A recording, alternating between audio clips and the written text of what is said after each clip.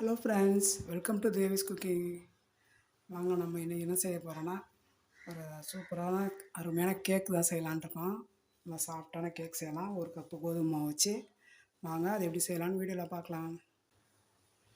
பாருங்கள், ஒரு கப்பு கோதுமை மாவு, கடையில் வாங்கின கோதுமை மாவு தான், வீட்டில் அரைச்சதில்லை. நான் இந்த பாத்திரத்தில் போட்டுக்கிறேன்.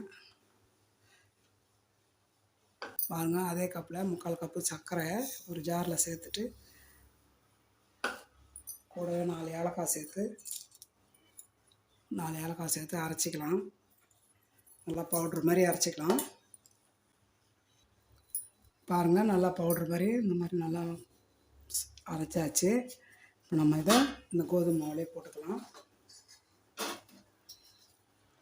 அரைச்ச பவுடரும் இதில் சேர்த்துக்கலாம். சால்ட் உப்பு 1/4 டீஸ்பூன் அளவுக்கு போட்டுக்கலாம். ஆப்ப சோடா மாவு ஒரு 1/4 டீஸ்பூன் போட்டுக்கலாம். சமையல் எண்ணெய் எந்த எண்ணெயாக இருந்தாலும் போட்டுக்கலாம். வாசனை இல்லாத எண்ணெய் ஒரு 2 ஸ்பூன் அளவுக்கு எண்ணெய் சேர்த்துட்டேன். இப்போ நம்ம இதில் ஒரு கப் அளவு பால் ஊற்றுக்கலாம்.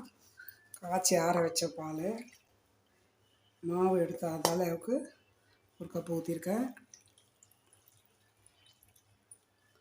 இது நம்ம அப்படியே கலந்துடலாம்.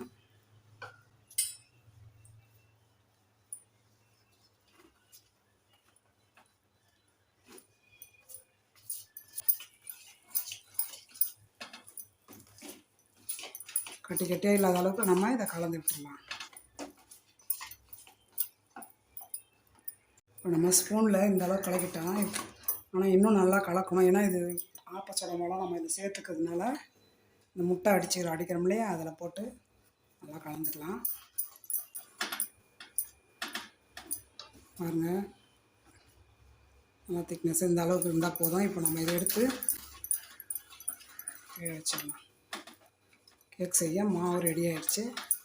பாருங்கள், கேக் ஊற்றி வைக்கிறதுக்கு நான் இந்த டம்ளர் தான் எடுத்திருக்கேன். இதெல்லாம் நம்ம ஒரு 1/2 ஸ்பூன் எண்ணெய் போட்டு கொஞ்சம் தாராளமாக எண்ணெய் தடவிட்டு, எண்ணெய் எல்லா இடமும் வர மாதிரி தடவிட்டு இதில் நம்ம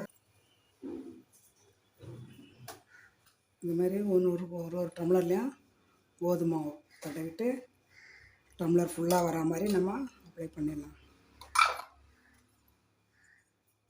டம்ளரில் ஃபுல்லாக மாவு அப்ளை ஆகிடுச்சு. நம்ம இதை எடுத்து ஓரமாக வச்சிடலாம். நான் ஒரு குக்கர் வச்சுக்கலாம். பாருங்கள், அதில் ஒரு சின்ன தட்டு மாதிரி வெயிட்டான தட்டு அதில் போட்டுறேன். இதுக்கு மேலே ஒரு சின்ன தட்டு வச்சாச்சு. குக்கர் பெல்ட்டை எடுத்துகிட்டு மூடி வச்சிடலாம். லூஸாக தான் இருக்கும். ஒரு 10 நிமிஷம் இது மாதிரி நல்லா ஹீட் ஆகட்டும். 10 நிமிஷம் கால் அவர் கூட ஹீட் ஆகட்டும். அதுக்கப்புறம் நம்ம எடுத்து கேக் ஊற்றி வச்சிடலாம். பாருங்கள், குக்கர் நல்லா ஹீட் ஆகிடுச்சு. நான் இப்படியே வச்சுட்டு ஊற்ற போகிறேன். ஏன்னா சின்ன கிண்ணத்தில் மாற்றிட்டேன் மாவு.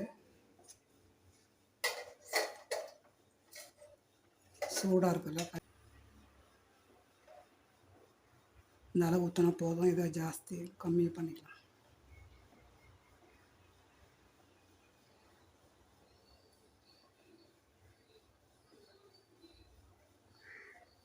ஊற்றியாச்சு.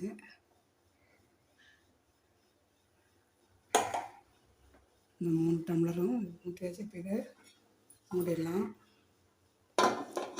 இப்படியே வச்சுட்டு நம்ம இதே சிம்லேயே தான் இருக்கணும் ஸ்டவ்வு. ஒரு 1/2 hour கழித்து நம்ம எடுத்து பார்க்கலாம்.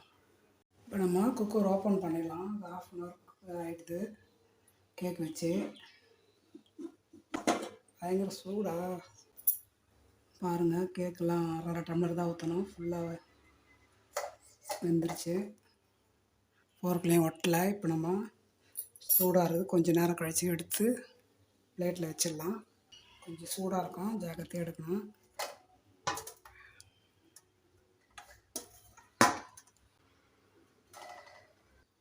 பாருங்கள், கேக்கு ரெடி. இப்போ நம்ம சூடு ஆறிடுது. இப்போ நம்ம கேக் சைட்லலாம் அப்படியே எடுத்து கத்தியில் எடுத்து விடுவோம்.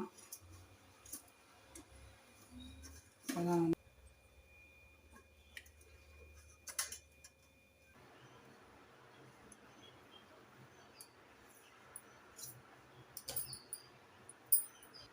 பாருங்கள், கேக் ரெடி ஆகிடுச்சு.